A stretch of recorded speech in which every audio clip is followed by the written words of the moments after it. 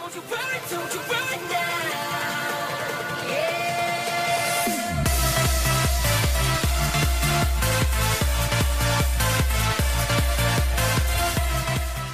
What is going on, guys? ThunderBow here, and today I'm bringing you another Minecraft update, and today I'm going to be discussing the 1.2 update, which is the Better Together update. So, if you guys saw my last video, you now know that Minecraft is now becoming one unified game. Pocket Edition, Xbox version, the Switch Edition, and Windows 10 are all being combined into one unified game for cross-platform play. And with that is going to come a whole slew of brand new features that have never been in Pocket Edition before. So, the developers have been actively revealing information about this new update on Twitter over the last week or so. And I'm going to be discussing all of these new features in this video. And I'm going to be making follow-up videos for every feature that is announced here on out. So, if you guys recall from my original update video about the 1.2 update, I had mentioned that Tom was working on a secret feature, and he revealed in a later tweet shortly after the Better Together update was revealed, and he said that you saw the secret feature I was working on. It was the super duper graphic stuff. I helped a bit with the fancy shadows you see there. And if you guys aren't aware, the Better Together update is coming with 4K support. And if you don't realize what 4K support means, basically Minecraft is getting the best graphics that you could possibly have in a game today.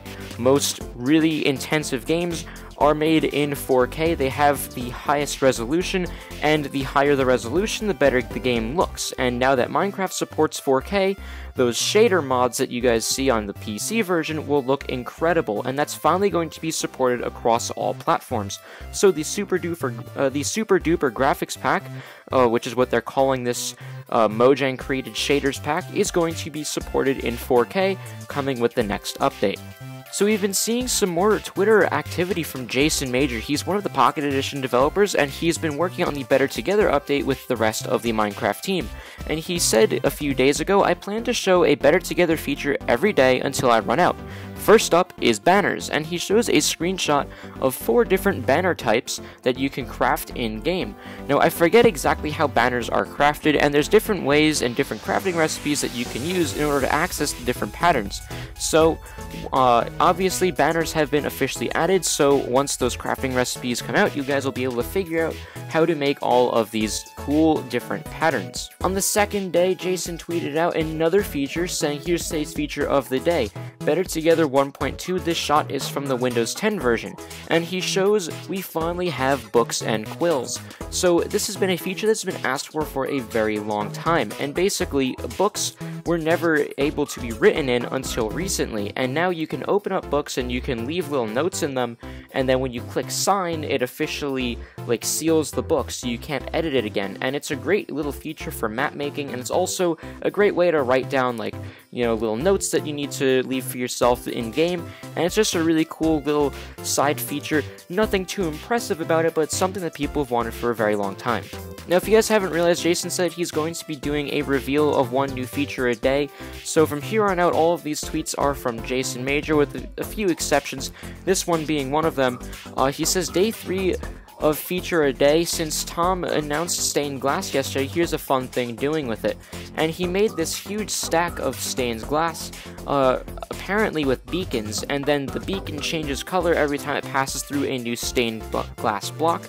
And over here I have a GIF that Tom had shared on Twitter, and he had said in a previous tweet that he had finally made ice transparent. And this was obviously kind of like a little hint that he was working on stained glass, because in order to have stained glass you need to have better transparency with transparent blocks. So he says, nice, I've managed to make ice transparent. Oh wait, and then he flies away in this little GIF, and he's showing off this entire city made out of stained glass. So stained glass is now finally in Pocket Edition, or should I say Minecraft in general, and you could do some pretty cool stuff with it, like what Jason Major had demonstrated with the beacons and stained glass. Jason also sent out another tweet saying, Better Together Day 3 Part 2. Decided my early feature tease was kind of lame. Here's something that's coming a little bit sooner than 1.2. And actually, in one of the more recent releases, these blocks were added, and that would be red nether brick.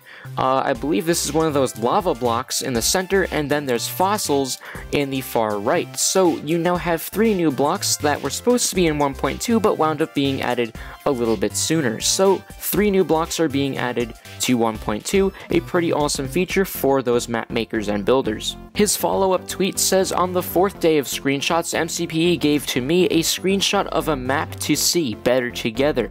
And if you guys see in this screenshot, he's holding a sword in his right hand, and in his offhand, he's holding a map.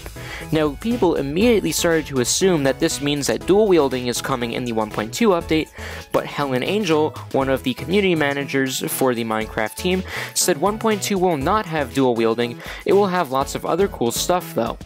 So basically, even though dual wielding isn't being added officially in this update, what Jason was demonstrating in this picture here is basically improvements to the offhand feature. So instead of just being able to hold the Totem of Undying or a spectral arrow, you can now hold maps, so that way you can view them as you run around and also be able to utilize something like a sword. On the 5th day of revealing features, Jason had sent out a tweet with a GIF saying too much armor to wear, now you can put them on display, and he demonstrated the usage of armor stands in a GIF that he had linked in his tweet, and he demonstrates putting on armor and swords on this armor stand. He then demonstrated that you can change the pose of the armor stand by clicking on it with another block. Now, I don't know if this is another feature that's already in the PC version or not, but if it is, it's still a pretty cool, unique little design tweak. So armor stands are also very useful because they have quite a lot of use with command blocks, and I have no idea how people do it, but people make some of the craziest contraptions with armor stands and command blocks. So I don't know if that same functionality is finally going to be brought over to the new Better Together update, but if it is, that means that map makers have a brand new tool that basically provides them with unlimited creative power. On day 6, Jason sent out a tweet with 2 screenshots saying some small but goody features, and he shows a first picture of the new world game settings, and there's 2 new toggles under world preferences, one being starting map and the other one being bonus chest. Bonus chests and starting maps were features that were added earlier on in the PC version and are a very useful feature for starting out in a new world. The starting chest gives you some basic supplies like some small food items like apples, and they also gives you some stone or wood tools, as well as some torches. And also, the starting map gives you a map that you can use to load up the surrounding area to make it easier to explore. A very small feature like he said, but also very useful, and whenever I play survival on PC, I always start off with the bonus chest and starting map because it just makes playing the game a little bit easier and a little bit more useful. On the 7th day of feature revealing, Jason sent out a tweet saying useful to avoid typing on a touchscreen or controller, also approximately 10 more days of features left. And this screenshot here shows the create a new world screen, and under the game settings, underneath the activate cheats toggle, there is a whole host of selections for different in-game settings. For example, always day, do daylight cycle, fire spread, TNT exploding, keep inventory, keep mob spawning, natural regeneration, mob loot, etc. These are all of the game rules. Now, game rules are a command that you can fire in-game, and basically you can prevent certain actions from happening in the game. For example, TNT exploding. If you toggle TNT exploding to off, then TNT will no longer explode in the game that you have just loaded up. Basically, it's a great way to prevent griefing from happening. Also, you could do the same thing with fire spreading, mob spawning. You could prevent mobs from spawning by toggling that one toggle. And it's basically just a bunch of useful little tweaks for modifying how you use your world. He later clarified his previous tweet saying, okay, I need to clarify my last tweet. I've been showing a feature a day and have approximately 10 more features to go.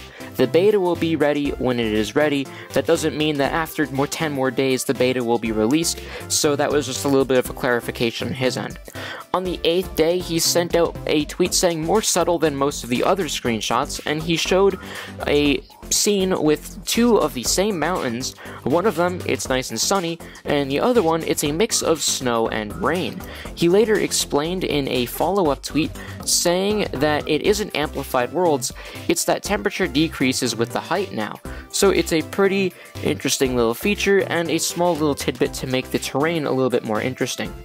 And the most recent feature, on the 9th day, he says, typing haters rejoice, a work-in-progress UI-driven layer on top of some of the most common / commands.